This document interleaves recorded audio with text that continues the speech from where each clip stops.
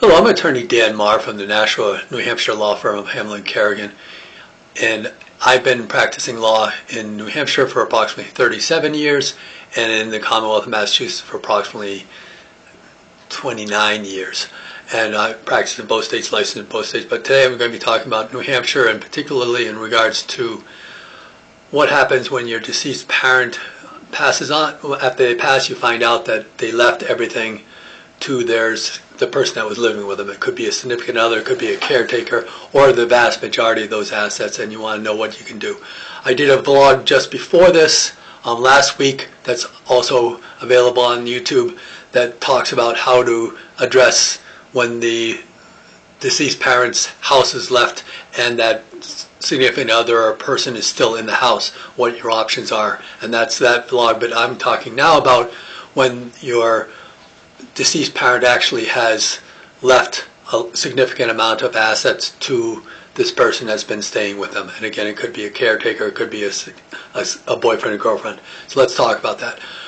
First, what you do in an analysis, you want to find out what happened with those assets. Did your parent during their lifetime take the bank accounts and put it into both of their names? By way of example, if the caretaker is there and the caretaker has got their name on the bank account of your deceased parent, New Hampshire has a statute in regards to banks that if you add just a person onto the account, so it's an and account, it goes either one of those people can withdraw everything from that, and upon death it automatically goes to that other person. That's to protect the bank.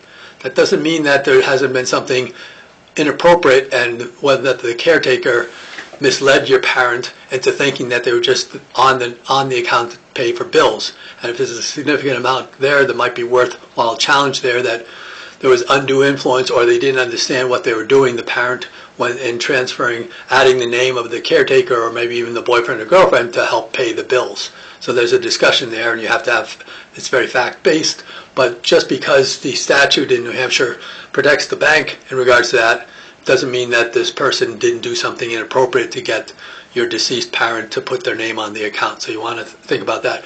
Any lifetime gifts that they provide sometimes can be a little bit more of a challenge too against this person, because if there's a situation where your parent went and added this person on so that they are now the owner of the property or some stocks or maybe what's in the safety deposit box, they got the key to the safety deposit box and they're given access to it, and there's things in there that can just be taken like coins and like, those issues become a question of whether or not there's undue influence. First and foremost, if your parent didn't have the mental capacity to make decisions, that's called mental competency.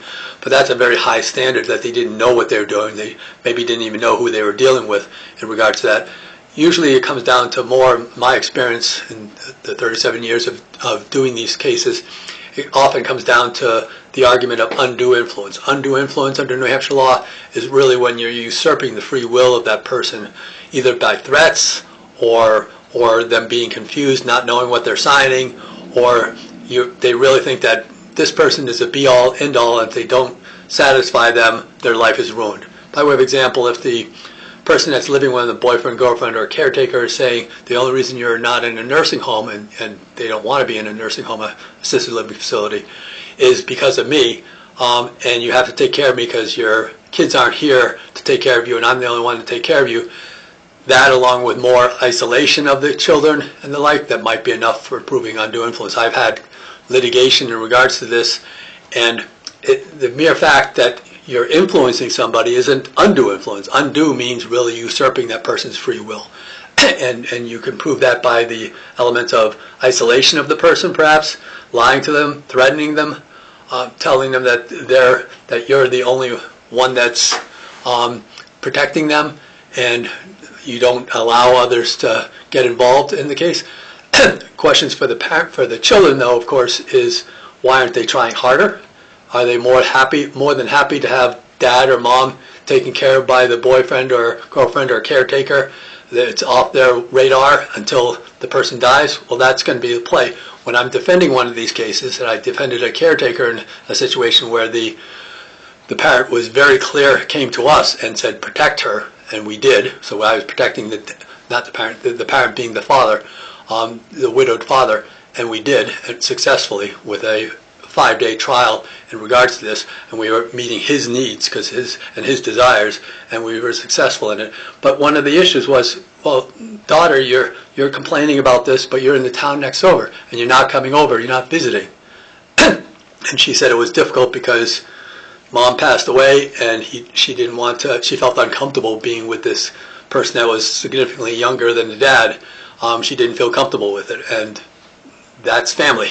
You don't get comfortable sometimes in situations, but you still step up to the plate. And I raised that issue, and the judge, I think, it impacted some of the judge's decisions. So think about all those issues. I like to find out, if I'm trying to make these undue influence cases, what the neighbors say. What was the relationship? Did they hear yelling through the walls? Did they hear any comments about the children, about what the parent, the now deceased person thought about their children? All of those things come into a picture. I love with just a 55 and over community, and they allow dogs because the caretaker has a dog because people walk, and all of a sudden you're not closed in the doors, and you actually hear what people have to say during those nice weather when people are out for a walk. So that's fantastic. Getting into those details matter. Psychiatrists and psychologists, experts can help, but they're not the be-all and end-all. The facts matter. The judges, they put out the facts and want to find out who's in that person's life and what they have to say about it. So I'm Dan Marr. I've been Hamblett Kerrigan for 36 years now. I've been practicing law for 37. Happy to help you. I'm at 603-883-5501, 603-883-5501. You can also check out our website, NashuaLaw, all one word.com. That's NashuaLaw.com. Click onto my bio, and from my bio you can see all my weekly vlogs I've been doing for quite a while by topic. And they're all available, all in this same time frame of distance, of timing. So look forward to working with you. The opportunity arises. Thank you.